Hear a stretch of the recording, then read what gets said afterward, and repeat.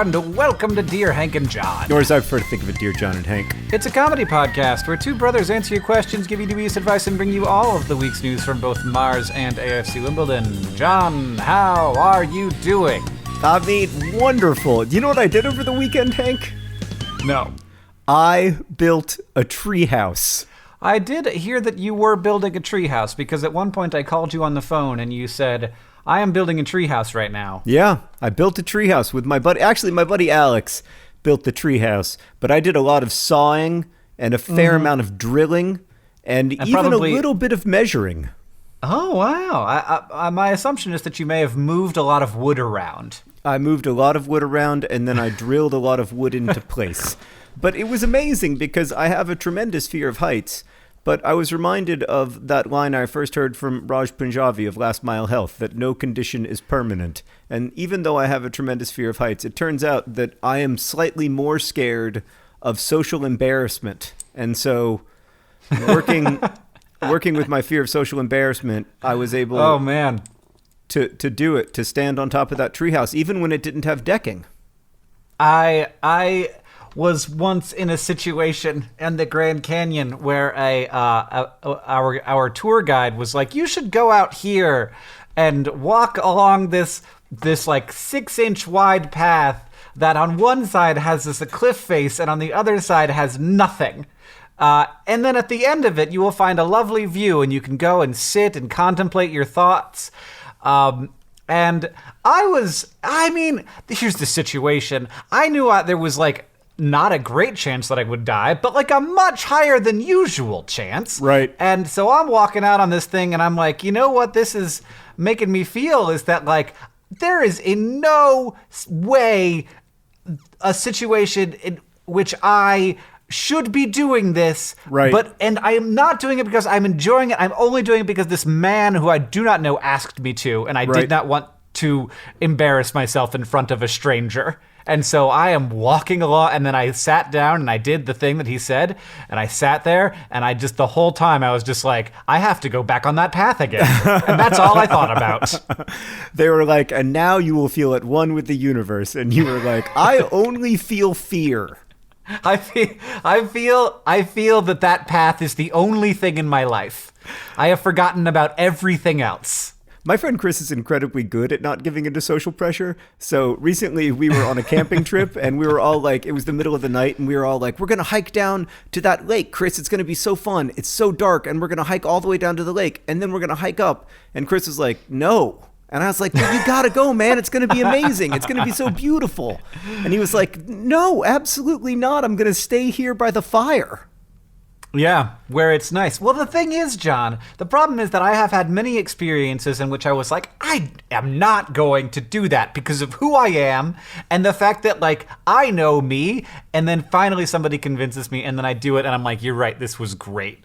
And so I was like, maybe this guy's right. Maybe I'm going to walk down this path, and at the end I'll be like, this is beautiful, and I'm all alone in the universe, and what is me anyway? And discard all of the useless things in my life and only have the things that are great. But it turned out that was not what happened. Yeah. No, we all want to glimpse the interconnectedness of all things, but not at the expense of standing on the edge of a cliff. No. All right. Hank, I made it back, though, John. I'm alive to tell the tale. Yeah, this time. Can we move on to questions from our listeners? You don't have come on. You have one job, John. I actually have several jobs, and I have news from AFC Wimbledon, and I've gone through the questions. I just don't have a poem. It's true. You have one more job than I have. Also, I wrote an episode of the Anthropocene Reviewed over the last 4 days, and I built a treehouse. So here is a question from Maya, who writes, Dear John and Hank, every day at school during lunch, I go to the cafeteria to get a plastic fork as an excuse to see my crush. My family likes to wash and save plastic forks, so adding one to the collection every day means that we have a lot of plastic forks at home. I have a lot of questions about your question, Maya. What should we do with these plastic forks? This does not seem to me to be the central question about your question. Should I host a party celebrating Hank's book, An Absolutely Remarkable Thing, available for pre-order now and coming out September 25th, where people might use forks? Alternatively, what should I do as an excuse to see my crush instead of getting a plastic fork every day? You finally got there, Maya. That is the question. Hank, if you don't mind, could you do the sign off? You're more of the singer. Says, Maya he, Maya who, Maya ha, Maya. Ha ha. That's pretty good. That's a pretty... If you liked 2007 YouTube, you will love that name-specific sign-off. All right. So, there's really only one thing to do with these forks, John. But before we get to that, do we want to talk about the situation in which there is a fork vendor? Oh, no, I figure there's a cafeteria where there's plastic forks, plastic spoons, plastic knives. My question is, why does Maya get a plastic fork every day when Maya could be getting a plastic spoon or a plastic knife so that once every 3 days, Maya has a full set of silverware? Because what you really want to do, Maya, is get like 8 or 12 full sets of silverware that you will eventually use as your family cutlery when you marry your crush. And it will be such a cute story. That's very cute. You have to get them like silver plated so they'll be more durable. Of course, Hank, that goes without saying. You spend thousands of dollars to silver plate your plastic. I was going to say silverware, but of course it isn't silverware until after you cover your plastic forks in silver. Okay. Here's what you do with the forks, Maya. Obviously, you gotta take each individual fork and paint it in a beautiful way, as if each one is a flower. And then you wrap them in a ribbon and you present them as if they are a bouquet of flowers to your crush. And you say, I've not needed any one of these forks. I just wanted to have you in my life. Aww. And now I'm giving you the forks back. Oh, do you want to hang out sometime? Oh, it's so sweet. But then there's a pretty good chance that the crush is going to be like, yeah, no. Yeah, that's life, man. That's how it works. That's what having a crush is all about. Is that part when they say no. Maya, you got to take the risk here. You got to do it. You got to paint each of those forks individually, turn them into a fork bouquet, hand the fork bouquet to your crush, and say exactly what Hank just said. It's adorable, and I like it. And if it doesn't work, you have a great story in the future, so that when you next fall in love, you can tell your next partner, you won't believe how great I was to the last person. Just in general, I think there's a lot to be said for doing dumb things that may be uncomfortable in the moment, but will at least lead to a story that you can tell in the future. Yeah, although I would put a slight asterisk after that comment. One of the things I really loved about the movie Love, Simon, I don't know if you've seen it yet, Hank, but I thought it was really good. One of the things I really loved about Love, Simon is there's one of these moments where, the person does something big to try to confront their crush or whatever, but instead it's just so cringy and uncomfortable. So it can definitely go all wrong. And you've got to be conscious of that. Like, you don't always want to be John Cusack holding up the boombox.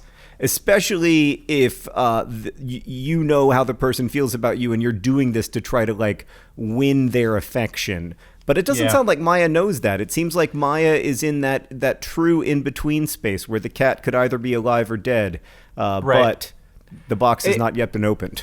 It doesn't necessarily seem like Maya knows that much about Fork Person. That is a good name for them. The only information we've gotten about Fork Person is that they have some authority over forks. Oh, I didn't even think that they had authority over forks. I thought that Maya had a different lunch period or something. Or that's a great question, Hank. What is going on? That was my first question, and you thought that it wasn't interesting. I take it back. What is Why? It appears that Maya has very intentionally not given us this information. Well, but Maya does say, what should I do as an excuse to see my crush instead of getting a plastic fork every day? Here's an idea. You could eat at the cafeteria. Why is it a fork? That's a great question. I mean, that's going to be one of the questions that we don't know the answer to, and that just... we have to live inside the mystery of, Oh, absolutely. Yeah. I mean, you could eventually develop a neural network that's like 1,000 times more powerful than the human brain, and all it's going to give you is probabilities of what thing may have happened, and it's going to be split between 1,000 different maybes. So your point, Hank, is that we should take the most powerful neural networks in the world and have them stop playing Go and trying to figure out autonomous driving, which they don't seem to be doing a good job of, and orient them entirely toward figuring out why Maya thinks it is necessary to get a fork from the cafeteria in order to see her crush every day. I mean, at the moment, it feels like we might be using those algorithms for less good things. I don't totally disagree with you. Let's move on to the next question, though. This question comes from Holland, who asks, Dear Hank and John, my car has naturally bright headlights, which has its perks, except that people often mistake my lowlights for highlights. I know your car, and I do not like it. Nope. I'm going to come right out and say that. My main problem is how they respond. They'll wait till just before they've driven past me, and then blast their own headlights to the highest setting. There's only one setting. There's only one other setting. It's the highest one. Yes. They'll flash you with their brights. What do I do? They don't exactly give me enough time to explain that my headlights are in fact on low. Should I just ignore it? I'm afraid that someday it may catch me off guard so that I accidentally swerve or hurt somebody or myself. Any advice would suffice. I'm at a loss. Holland. Here's the thing, Holland. You're going to need to get a different car. I mean, can you go into the shop and be like, my lights are too bright? I think that naturally bright headlights is a little bit like saying, I naturally sneeze like this.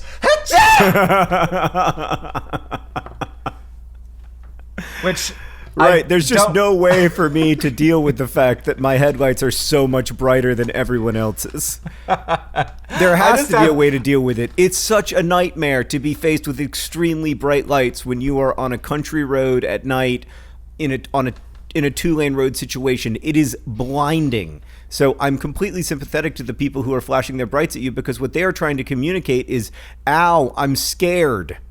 Yeah, I can't, turn your brights off. Please turn your bright. I mean, you should not wait until you've just gotten upon them to do it. I don't know. I tend to do that from a fair distance, but maybe I don't know. But it seems like maybe go see your dealer and be like, I think my headlights are too bright. Have you ever gotten this complaint before? Because it seems like I'm getting this complaint regularly as I drive a lot on not great roads, which was also included in Holland's question, and I just skipped it. All right, this next question comes from James, who writes, Dear John and Hank, it seems like a really crazy time in American politics these days, but it also seems like corruption and scandals and fear and questionable hairstyles have been around for as long as people have been forming societies. It's a really great observation, James, and I would argue maybe even before that. So why does it feel like it's especially significant now? I mean, we're not at war with our neighbors, so I feel kind of like this time pales in comparison to the Civil War, though I suppose that is a pretty high bar to get over. Yeah. Is it the case that there was a long period of 40 years where things were pretty chill? No. Am I making that up? Yes. No? From Watergate to the end of Obama? No. I mean... It was not pretty chill? No, don't you remember being a kid and having to hide under your desk during drills for how you would respond to a nuclear holocaust? That was a big deal. Yes, that was a big deal. That was very stressful. The Cold War was weird and super intense right up until 1990. It was pretty... I mean, I don't... look, were things this weird? No. Things are very weird right now, and I think there is a legitimate cause for concern. I genuinely think that. And I don't just mean in the United States. I think if things are just weird in one country, then it's sort of dismissible because, a lot of times the pendulum will swing back or whatever. But when things are simultaneously weird in a lot of countries, I mean, we've had decades now of kind of a pullback from a feeling of interconnectedness across the globe. So we aren't functionally less interconnected. We're just as likely to give each other the flu, but we are feeling less connected, and our laws when it comes to trade and other things are expressing that less connectedness. And I feel like what's happening in Europe and in the United States, and to an extent also in South America, is an expression of that broader thing that is a source of concern for me, definitely. But I also think it is nothing like a civil war. It is nothing like World War II. It is nothing like World War I. It's certainly nothing like, 1848 or the late 18th century. This is a weird time, and I don't want to minimize it, but it's not the weirdest time even of the last 100 years, or even of the last 50 years. And James, I do like that you called attention to the fact that people have had weird haircuts, forever. Yep. And I don't know that I do not really think that it's a good idea to focus on the physical appearance of your political enemies in these conversations. I know that it's fun, but it does not seem to help. No, it doesn't seem to help on any level. No. It seems very counterproductive on every level. It makes people listen to you less, but it also makes people feel less human. So it seems to not accomplish either of the... Whatever. Enough politics, Hank. We're moving on. All right, we're moving on to another question. And this question is from Andy, who asks, Dear Hank and John, I overheard this question in the cafe at work a few weeks ago, and I've been thinking about it ever since. So, matter can neither be created nor destroyed, right? And there are 6 billion more people on the Earth than there were when Alexander Hamilton first rap battled Thomas Jefferson, right? So that means there's a lot less of something. What is it? This question's making me raggedy, Andy. No, that's good. That's a good name-specific sign-off. What was it, John? What was all that stuff? All of that stuff was atoms. It was like sandwiches and ravioli. Yeah. And now it's humans. Now it's humans. Right. There's there was a it's like research. If somebody said I used to weigh 68 pounds, but now I weigh 70 pounds, but matter can't be created or destroyed, how could this have happened? How could it have happened? So there is a very interesting graph that I found. It's called the cumulative biosphere pools over giga-years of time. And That's so great. This goes back pretty much to the beginning of the Earth, and also stretches on for about 1 billion years after now, which makes this graph somewhat terrifying because at 1.5 billion years after now, nothing's left. So I don't know exactly how they sketched that out, but that's what they've calculated. So according to this, 1.5 billion years from now, there is no more living mass, but biomass is the sort of measure of how much living stuff there is on the Earth at any given point. And right now that's split roughly equally between prokaryotes, single-celled prokaryotes, single-celled eukaryotes, and then multi-celled animals like ants and us. And that number is of us is actually, when I say us, I mean multi-celled organisms, is pretty steady at the moment, though it is maybe decreasing a little bit, which is a thing I don't know if we should be concerned about that, but it seems to maybe be decreasing a little bit. And so it's all roughly the same. We are not an insignificant portion of the biomass of the Earth at this point, but we are not not a big piece of the pie. You can measure us, but it only becomes really significant when you measure all of the things that we also control, which is all the corn plants and all the cows and chickens and stuff. Well, when you measure us plus all of the animals that exist solely for our use, plants and animals, yeah, it becomes a really significant portion. Not as significant, of course, as bacteria, but significant. Oh, yeah. Yeah, we control a great deal of the multicellular biosphere of Earth. Yeah, although let's be clear, bacteria control us. So who's really in charge? It's all a system, John. None of us can exist without the others. We need to understand our interconnectedness, which is why we have to walk out on very scary paths to the edge of the Grand Canyon to see, I don't know, man. How do we imagine ourselves correctly as interconnected as we are? I don't have any great suggestions for you. What I find Meditation. helpful is to remind myself constantly that half of the cells inside of me are not mine. This next question comes from Colette, who writes, Dear John and Hank, speaking of complicated organisms, Hank, like humans and ants, Colette's question is, do ants sleep? If so, do they just stop in the middle of some grass and sleep? Do they have designated sleeping places? Do they have bedtimes? Seeking answers, Colette. Hank, I thought you might be able to answer this question because you, of course, are known to be the world's biggest super fan of an ant colony's YouTube channel. If you want to check out Ants Canada, youtube.com/Ants Canada. Ants do kind of sleep.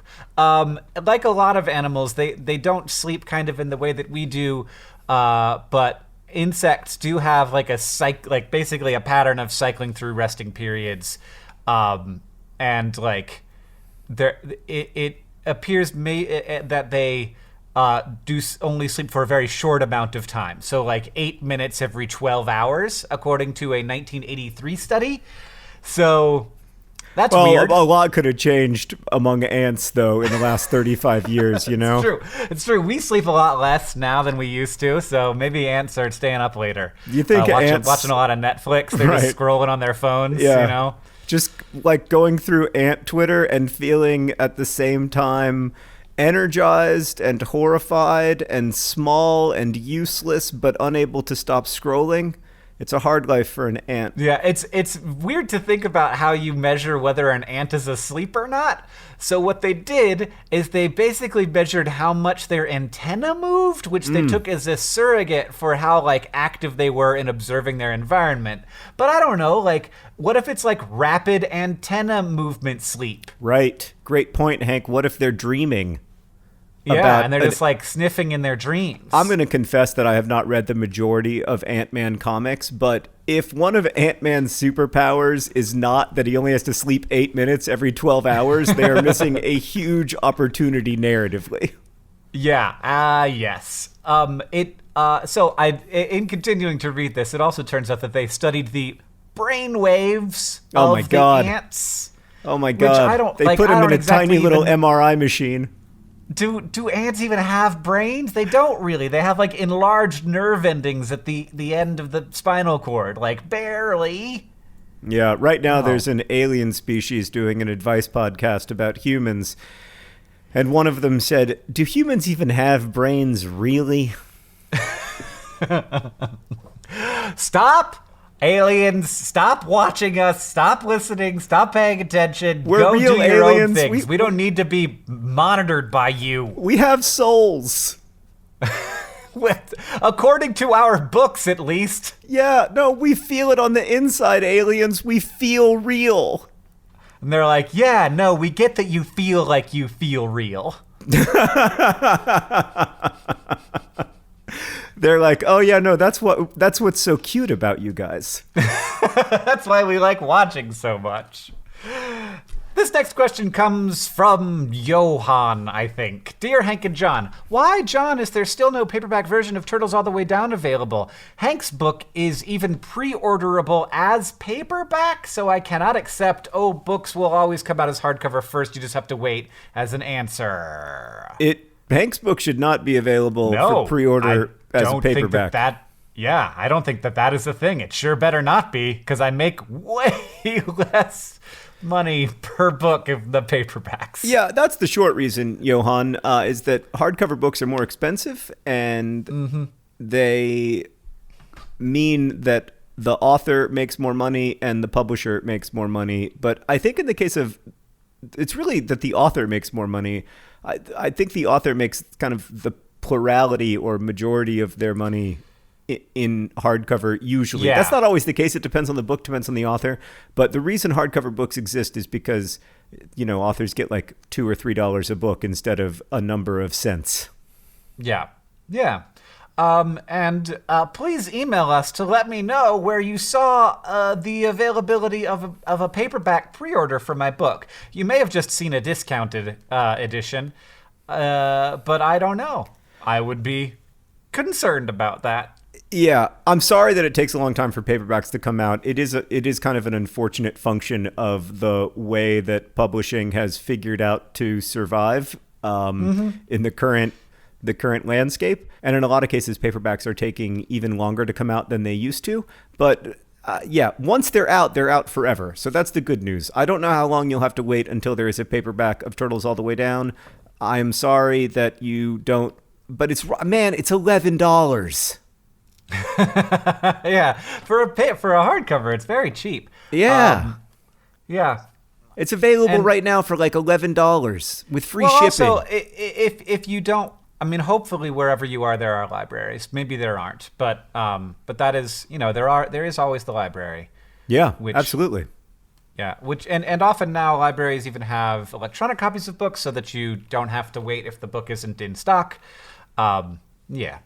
Yeah, and supporting libraries is also a really effective way to support authors because libraries buy a wide variety of books. They don't just buy the most popular books. So I would actually argue that libraries are, in a lot of cases, kind of better for the literary ecosystem than anything else. So if you really want to support a broad, diverse literary ecosystem, I always think that your public library is a good way to do that. Of course, choosing carefully what kind of books you buy and read also helps, but I'm a big believer in libraries. Hank, this next question comes from Tenley, who writes, Dear John and Hank, whenever I talk to adults about their past experiences, they often say the same thing. I've made a lot of mistakes, but I don't regret any of them. At what point does one acquire this mindset? I'm 26, and I know I've made a lot of mistakes, like the time I threw away my roommate's hamster. But I regret all of them. At what age can I expect to be totally content about all my bad choices? Regretfully, Tenley. This is such a great question, Tenley, because every time I hear someone say, like, I've made a lot of mistakes, but I don't regret any of them because they all led to me being here where I am today, I always think, like, no, not all of them. Like, you made tons of mistakes that had nothing to do with you being where you are today. Like, I would submit, Tenley, that, like, you would not be a substantially different person if you had not thrown away your roommate's hamster. Well, that is the idea to say, like, but I'm so glad that I'm here, and without all of the things that would have happened, I wouldn't be this exact person, and this is the person that I'm glad that I am? That's what I've always interpreted it to be, which is so ludicrous, because you don't know how much better things might be. Yeah. Yeah, I mean, I guess you don't want to think about that, though. That's kind of an unpleasant thought. To be clear, I have it all the time and am perfectly aware that I have made mistakes and regret them. I've never thrown away a hamster, though. No, me neither, but I do have a ton of regrets, and and they are genuine regrets, and if I could go back and do things again, I would, and I would do them differently. That's another thing I hear all the time. Oh, if I could go back and live my life, I'd do it all the same. I'm like, I would definitely not. I would change a bunch of things. Oh, man, I would, God, if I could live my life over again, I would hold on to so much less bitterness over things that it turned out didn't matter. Well, there's that, but also, like, when I was 14 and a new 8th grader showed up at my school, I would have been like, hey, this is going to sound weird, but I know that we're going to get married. No, that probably would be an example of a bad choice to make. No. However, maybe being like, I am going to buy some Google stock right, would be the kind of thing that I would do differently. If I had my whole life to live over, I would bet everything on the Cubs winning the World Series. Like, of course. Yeah. Oh, man. I actually have a pet theory that Elon Musk does have his whole life to live over, and that's how he's gotten where he's gotten. Or he was just like early on, he was like, yeah, I guess now's about the time to join PayPal. Yeah, the list of people who appear to have had their life to live over is short and definitely includes Elon Musk. John, I just had the thought, is there any connection between the name Harry Styles and the phrase hairstyle? I don't think so. Were his parents aware of this thing that they were doing? I mean, the important thing to note is that Harry Styles' born name is Harry Styles. Okay, this is a fact that you know. You did not look that up. Yeah, Harry Edward Styles. I even know his middle name. Oh, my. Well, Hank, I don't know if you know this. I don't know if you've read Turtles All the Way Down, but there are a lot of Easter eggs for members of the One Direction fandom in my new novel, Turtles All the Way Down. You were just like, I'm going to become a real expert so that I can plop a lot of these down in here. Yeah, I mean, do you not know that much about Harry Styles? I feel like it's like a very human thing to have ingested a lot of Harry Styles related information. I gotta say, I don't know a ton about One Direction, John. Which member of One Direction is, at least by some members of the One Direction fan community, believed to be in love with Harry Styles? This is an easy one. Is it? It's not Lance, because he's not in One Direction. Oh, God. Oh, panic. Okay, we're going to have to shut everything down. Zayn? Zayn is a member of One Direction. I don't know that we can continue the podcast without pausing for a One Direction listening party in which I give you a bunch of background on the One Direction fan community. Okay, let's actually, you know what, Hank? We've got to move on to a different question because I'm getting upset. Did we answer the question? Yes. I think we did. It was a question you posed, and it's been answered, which is that Harry Styles was born Harry Edward Styles, not Harold Harry. I mean, his parents must have known that they were naming him Hairstyles. They weren't naming him Hairstyles, they were naming him Harry Styles. But they were aware of this. They mean, were aware of the pun. The One Direction fan community almost definitely knows the answer to this question, which makes it embarrassing that I don't. Is Harry Styles a pun? How good has Google I spelled Harry gotten? Styles wrong, it turns out. Oh my God. Yes, if they'd spelled it like hirsute, then yes, it would have been an obvious pun.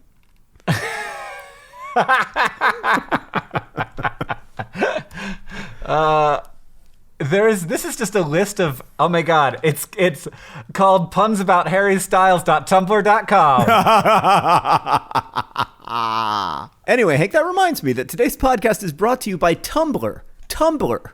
Oh. ... This podcast is also brought to you by forkbouquets.com. Forkbouquets.com, providing forks for your crushes. And today's podcast is also brought to you by Regrets. Regrets, I think it is appropriate to have some. Just some. And finally, today is brought to you by historically bad hairstyles. Not historically bad Harry Styles, but historically bad hairstyles, of which there have been a number. Today's podcast is also sponsored by two podcasts that Hank and I have been working on. First, you might enjoy the Anthropocene Reviewed if you like Dear Hank and John. I actually don't know that that's true, but I make a podcast called the Anthropocene Reviewed in which I review different facets of the human-centered planet on a 5-star scale. There are 2 episodes now. A 3rd episode will be coming quite soon. It'll be about, Hank, my new episode is about the plant species Kentucky bluegrass and the practice of Googling strangers.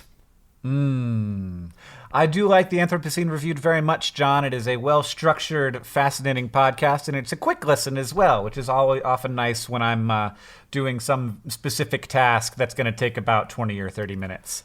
Well, thank you. I should also say that this next episode is going to be incredibly sad. So if you like podcast sad, you've found a new home in the Anthropocene Reviewed. I'm ready. This podcast is also brought to you by my podcast with my wife, Delete This, in which Catherine and I go through my Twitter feed over the last week in an attempt to sort of like redigest and understand the tremendous amount of things that have happened in the last week. Things happen very fast these days, but also to analyze the way in which we interact with the social internet and whether or not that is healthy. And it's great to have Catherine there for that as a person who is not super involved in the social internet and so can tell me how much all of this is bad and I am doing it wrong. And we also have a Project for Awesome message. This one is from William Girding. of Texas. William says, willful ignorance has infested today's political climate. The quick, short gains of ignoring the problem and hoping it goes away or passing it on to the next generation can no longer be an option for us. Our generation must be willing to actually make the future better for our children without footing the bill on to them. No more Band-Aids for bullet holes, says William.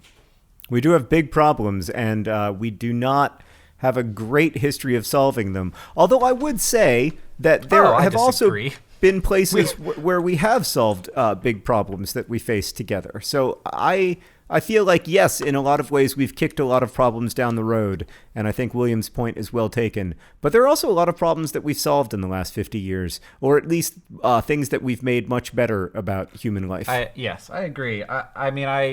I think especially if you take a long view, like we are tremendously good problem solvers, and that has allowed us to, feed our children and stuff, which we've been just very good at, and that is ultimately what we're all going for. Yeah, but I think that William's point is that we are also excellent procrastinators as a species, and we don't always take the long view, and we need to. Yeah. All right, one more question before the news from Mars and AFC Wimbledon, John? Sounds good.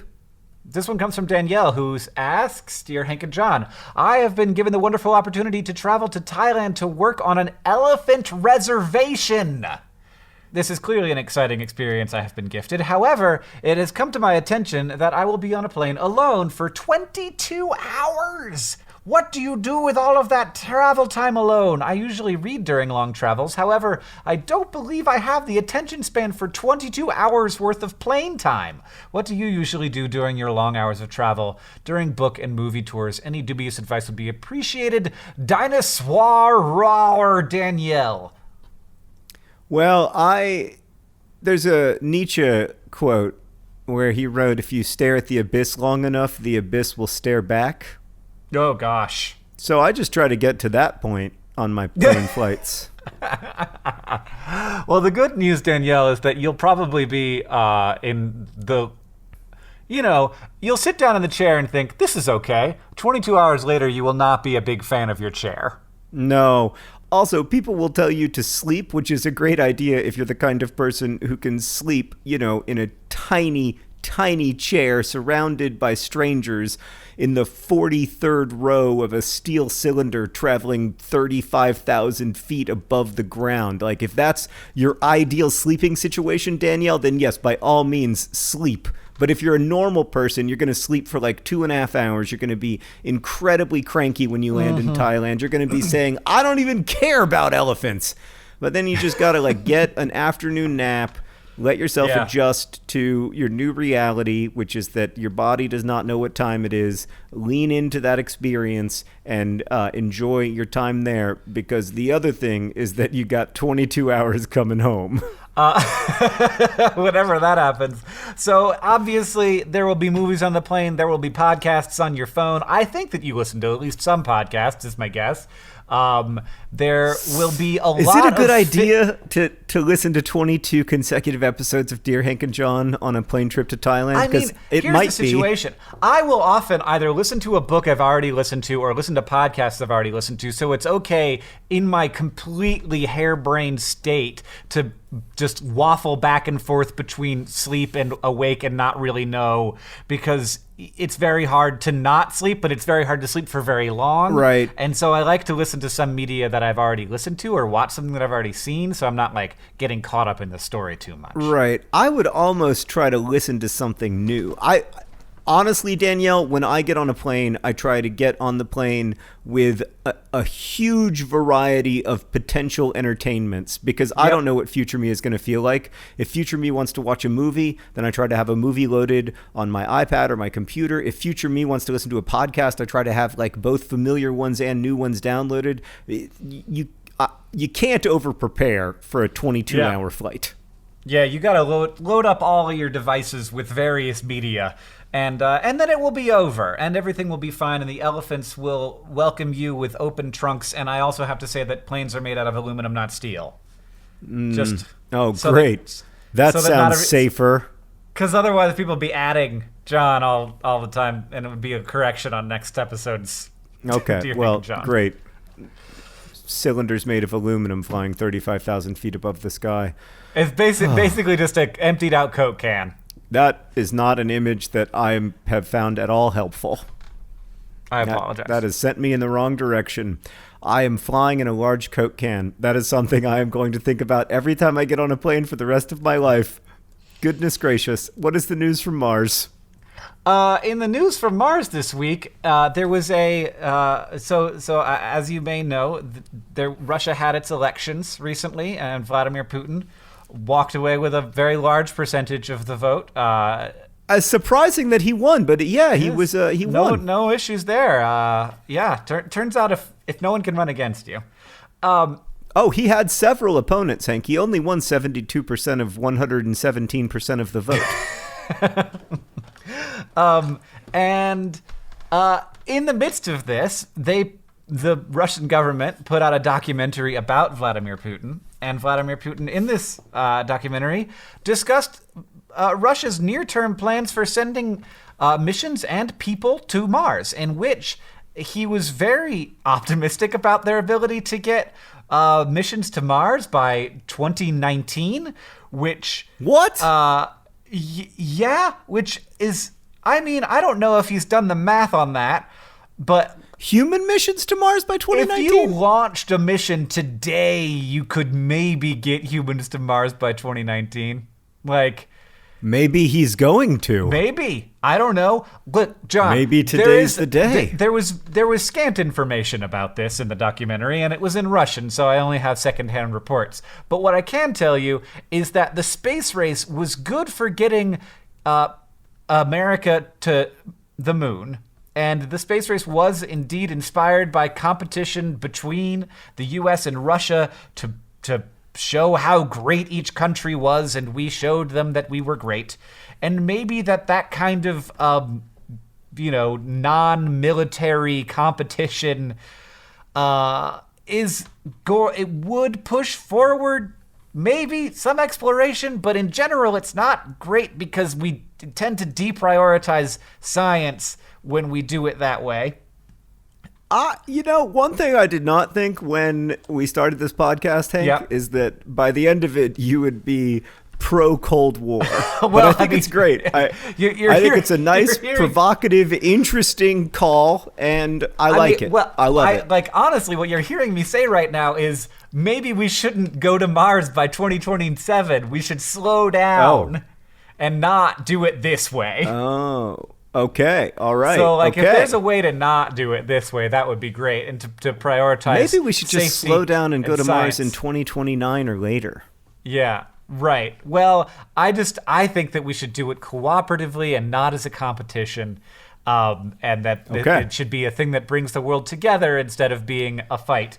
But yeah, I mean, I guess if Vladimir Putin wants to take the they don't have a great track record of getting missions to Mars without them being destroyed, so I would not personally sign up for that mission. To be clear, I also wouldn't sign up for a mission that was being run by Elon Musk or the U.S. government because of how I would probably vomit a lot for a lot of months before we got there. And also, I was very scared about walking on the edge of the Grand Canyon. I don't feel like I'd be great at just being on the edge of the perpetual abyss. So, yeah, but it doesn't seem like the safest strategy for Vladimir Putin to be like, hey, look, we're going to have to look cooler than America, so let's get this together and just slap a couple Coke cans together, see if we can get people to Mars. Well, that is an exciting and interesting development. I also recall the President of the United States saying that he wanted to get people to Mars by the end of his first term, and that seems to have been a promise that has fallen by the wayside. Yes. He also, our president this week, said that Hillary Clinton wouldn't send people to Mars. And I was just like, what? What's happening? Well, is he going to send people to Mars? Because I don't think so. That seems like, okay, that's a bit of a straw man argument. However, let us turn our attention, Hank, to America's favorite third-tier English soccer team, AFC Wimbledon, now with only 9 games remaining in their League One campaign, nestled uncomfortably in 18th place. We have to finish in 20th or above. We played Rochdale, Rockdale, last on Saturday. They are near the bottom, but they're near the bottom partly because they've had a very good cup run. But anyway, they're near the bottom, and we tied them, which is not a great result, but if you were at the game or watched it as I did on my phone, then it is a great result because we should have lost. We had a really good performance from our goalkeeper, George Long. I thought he did a really good job, and also they hit the post, really kind of the inside of the post once. They were... definitely, I mean, we were away from home, but they were definitely kind of carrying the day. But it puts us 1 point closer to safety. At this point, Wimbledon are on 42 points. 3 points clear of the relegation zone. I still think we probably need 3 wins or 2 wins and 2 draws at least to stay up in our last 9 games. So... yeah, I mean, we need some results is what it comes down to. But right now, Wimbledon are safe. If the season ended today, wouldn't that be nice? We would end safely, and we would have another season in League One. The last thing I want to say about the news from AFC Wimbledon, Hank, is that demolition has begun on the site where the new Plough Lane Stadium will be built, and they are aiming to have that stadium finished and ready for soccer for the 2019-2020 season. So that is incredibly exciting, and I will certainly keep everyone up to date on that. That will be the end of a long, long, long part of Wimbledon's history. It will be a great coming home. And even hearing the fans sing, we're coming home, when I was at the Oxford game was very moving. So it's really... yeah, things are good-ish, but also kind of terrifying. We have a note from, this is a soccer-related note from Evelyn, who says, Dear Hank and John, hi, my name is Evelyn, and I'm confused about this Peterborough third-tier soccer team you speak of. I play for a U14 first-tier soccer team from Peterborough, Ontario. Where does your Peterborough team come from, and are they any good? Where's Ontario? Ontario. Didn't I say Ontario? Ontario.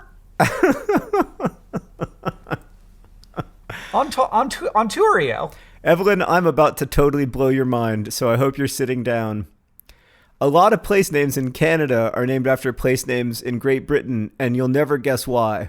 It's because the Queen's on your money, man. You got the Queen on your money. Yeah, I mean, Evelyn, you have Queen Elizabeth II on your money. Peterborough is also a town in the great nation of... I can never remember if it's England or Great Britain. I don't like to offend those people, and they're very persnickety about which is which. Mm-hmm. Well, it's definitely in Great Britain. It's also in England. Evelyn, the important thing is that Canada is a colony of England, and that is why you live in a town called Peterborough. John, do you know where Peterborough got its name? Yes. I don't. I've got a guess. Is it from the Apostle Peter? I don't know, John. Don't know. I just wondered if you knew the answer.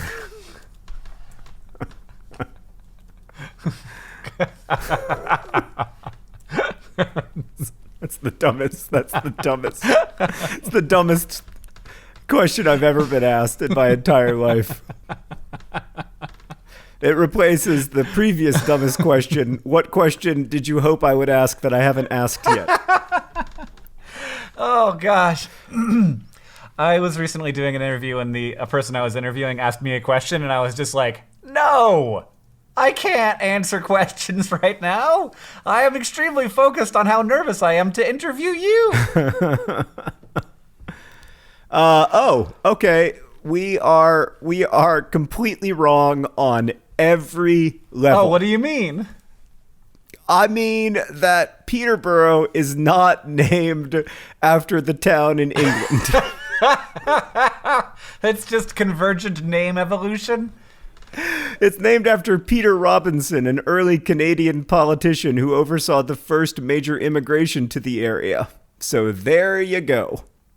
Its nickname in the distant past was the Electric City, as it was the first town in Canada to use electric streetlights. Well, let's bring it back. Like, bring back the electric streetlights? Yeah. Well, no, just let's start calling it the Electric City again. I think that sounds great. All right, I got to find out who Peterborough in England was named for. Hank, finish the podcast while honestly, I figure I'm it out. looking at the Wikipedia page, and it makes no sense. I do not understand what's happening. happening. It's so stupid, but I'm so annoyed now, and I got to figure it out. So what did we learn? Do all four of the what did we learn while I'm figuring out this stupid Peterborough question. All right. So what did we learn today, John? Well, Hank, we learned that Harry Styles is named Harry Edward Styles and may or may not have been a pun that Harry Styles' parents were playing on him. We also learned that there are some fork people, and some fork people are cute, and we don't know why they have so many forks, but also, some people save their plastic forks, which is not something that I do. I throw them away every time, though I was at the frozen yogurt place yesterday, and the people asked the people at the frozen yogurt place if they washed the spoons to reuse, and they were like, no, and then they all took their spoons with them, which I guess so. You're not the only one, Maya. We also learned that John and I have regrets, and that's normal. But we never threw away anybody's hamster. And finally, John, we learned that Peterborough is not named after Peterborough. I did it! Still don't have an answer to your stupid question, and it's going to drive me crazy. I told you. It's weird, it's right? It's not weird. That section of the Wikipedia page makes no sense. God, it's stupid. Super annoying. I'm going to have to, go... First, I'm going to have to figure it out. Second, I'm going to have to edit this Wikipedia page to make sense. Oh, God. I'm so annoyed. Who's the Peter? Who's Peter? God. It's a very simple question. I don't care about the borough. I don't care where it's located. Peter I don't care when it was founded. Who the F is the Peter? For the love of God. All right. Hank, let's just take 5 minutes. This is stupid and annoying, but let's just both of us take 5 minutes to figure out what Peterborough is named for, and then we'll hard cut to us when we know. All right, I'll talk to you in 5 minutes.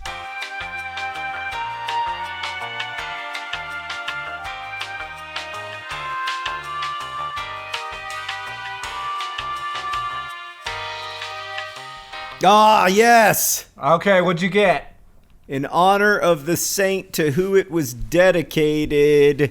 This is from a Google Books result. In 970, however, some bishop of Winchester restored it by the assistance of Edgar and his queen, and from Medehampstead, its name was changed to Gildenburg, Golden City, for its riches, and again from that to Peterborough in honor of the saint to whom it was dedicated. So there we go at last. That better be the answer. I'm not digging any deeper. It's in a book, John. It's got to be real. It's not even a website. Yeah, it is. And the book is called The Geographical Dictionary of England and Wales. So it seems like it should be reliable. Oh, God, it's over. Oh, Thank you so much to the author of that book. It turned out to be the person I was guessing from the very beginning, but I'm just glad that it's over. I've been able to close the loop, and now we can read the credits. This podcast is edited by Nicholas Jenkins. It's produced by Rosianna Halls-Rojas and Sheridan Gibson. Our head of community and communications is Victoria Bongiorno. That was a very weird noise. What, my giggle? Yeah, just because it came in our head of community, you were like, our head of community and communication. I'm still laughing about you being all weird about Peterborough. I wasn't weird about it. I just needed to answer the question before we could move on. The music that you're hearing right now and the beginning of the podcast and during This Week in Ryan's, which is available to our Patreon patrons who give over $5 a month. It's our dumb podcast where we try to stump each other about people not named Ryan. You can get it and love it, and I love all of you who love it. is available at patreon.com/DearHankandJohn. You can send us questions at hankandjohn@gmail.com. It's also, you can do that on Twitter. I'm Hank Green. John is John Green.